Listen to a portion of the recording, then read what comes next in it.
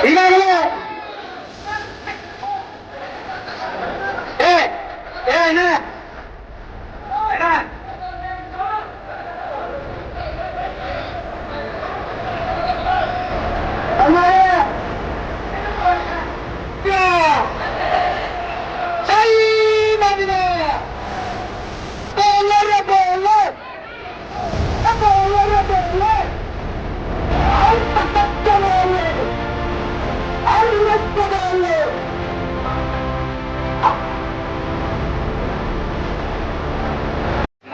ಸರ್ಕಾರ ಇರ್ಬೋದು, ಸಂಯುಕ್ತ ಸರ್ಕಾರ ಇರ್ಬೋದು, ಯಾವುದೇ ಸರ್ಕಾರ ನಮಗೆ ನ್ಯಾಯ ಕಲಿಸಿಕೊಡುವಲ್ಲಿ ಬಹಳ ಎಣಿಸತಕ್ಕಂಥದ್ದು.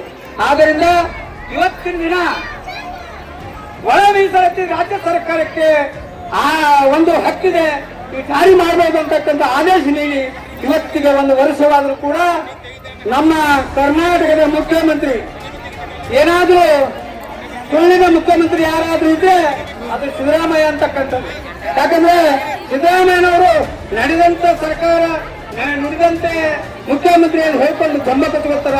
ಅವರು ಮಾದಿಗರ ಪಾಲಿಗೆ ಅವನು ಸುಳ್ಳಿನ ಮುಖ್ಯಮಂತ್ರಿ ಅಂತಕ್ಕಂಥ ಹೇಳ್ಬೇಕಾಗ್ತದ. ನಮಗೆ ಇಲ್ಲಿವರೆಗೆ ಒಂದು ಕೋರ್ಟ್ ಆದೇಶ ಬಂದ ನಂತರ ಪಕ್ಕದಲ್ಲಿರ್ತಕ್ಕಂಥ ಆಂಧ್ರ ಮತ್ತು ತೆಲಂಗಾಣದಲ್ಲಿ ಅದೇ ಕಾಂಗ್ರೆಸ್ ಪಕ್ಷ ಸರ್ಕಾರದಲ್ಲಿದ್ದರೂ ಕೂಡ ಅವರು ಒಳ ಮೀಸಲಾತಿ ಜಾರಿ ಮಾಡಿ ಮಾದಿಗರಿಗೆ ನ್ಯಾಯ ದೊರಕಿಸುವಂತ ಕೆಲಸ ಮಾಡಿದೆ. ಹರಿಯಾಣದಲ್ಲಿ ಒಂದು ಮಾದಿಗರಿಗೆ ನ್ಯಾಯ ದೊರಕಿಸುವಂತ ಕೆಲಸ ಮಾಡಿದೆ.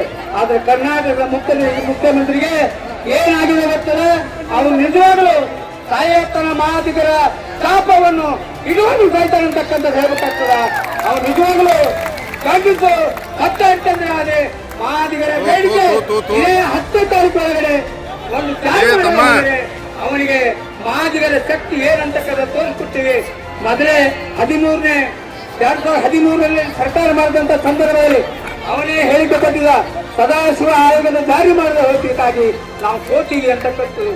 ಮುಂದಿನ 28ರ ಚುನಾವಣೆಯಲ್ಲಿ ಕೂಡ ನೀನು ಅದಕ್ಕಿಂತ ಹೀನವಾಗಿ ಸೋರ್ತಕ್ಕಂಥ ಕೆಲಸ ನಾವು ಮಾತ್ರ ಮಾಡ್ತೀವಿ ಅಂತಕ್ಕಂಥ ಇವತ್ತು ಮಾಡಿ ಹೇಳ್ತೀವಿ. ನಾವು 10ನೇ ತಾರೀಕು ಒಳಗಡೆ ನಿಜವಾಗ್ಲೂ ಅವನಿಗೆ ಜಾರಿ ಮಾಡದೆ ಹೋದರೆ ಈ ಕರ್ನಾಟಕದ ಮುಖ್ಯಮಂತ್ರಿ ಸ್ವಾತಂತ್ರ್ಯ ದಿನಾಚರಣೆ ದಿನದಂದು ಅವನಿಗೆ ಜೊತೆ ಏರ್ಸೋದಕ್ಕೆ ಒಂದು ನೈತಿಕತೆ ಇಲ್ಲ ಅಂತಕ್ಕಂಥ ಕೂಡ ಹೇಳ್ಬೇಕಾಗ್ತದೆ. ನಾವು ಸ್ವಾತಂತ್ರ್ಯ ದಿನಾಚರಣೆ ಇಡೀ ಭಾರತ ದೇಶದಲ್ಲಿ ನಾವಲ್ಲದೆ ಎಲ್ಲಾ ಭಾರತದಲ್ಲಿರ್ತಕ್ಕಂಥ ನಾಗರಿಕರು ಗೌರವದಿಂದ ನಮನ ಸಲ್ಲಿಸ್ತೀವಿ. ಆದರೆ ಅವ್ರ ನೈತಿಕತೆ ಇದ್ದರೆ ಉಸ್ತುವಾರಿ ಮಂತ್ರಿಗಳಿಗಾಗಲಿ ಮುಖ್ಯಮಂತ್ರಿಗಳಿಗಾಗಲಿ ಅವ್ರ ನೈತಿಕತೆಗೆಲ್ಲ ಈಗ 10ನೇ ತಾರೀಕು ಒಳಗಡೆ ಜಾರಿ ಮಾಡಬೇಕು ಅಂತಕ್ಕಂಥದ್ದು ಇವತ್ತು ಈ ಹೋರಾಟದ ಮುಖಾಂತರ ಅವ್ರಿಗೆ ಎಚ್ಚರಿಕೆ ಕೊಡ್ತೀವಿ. ಈಗಾಗಲೇ ನಮ್ಮ ಸಮಾಜದ ಹಿರಿಯರಾದಂತ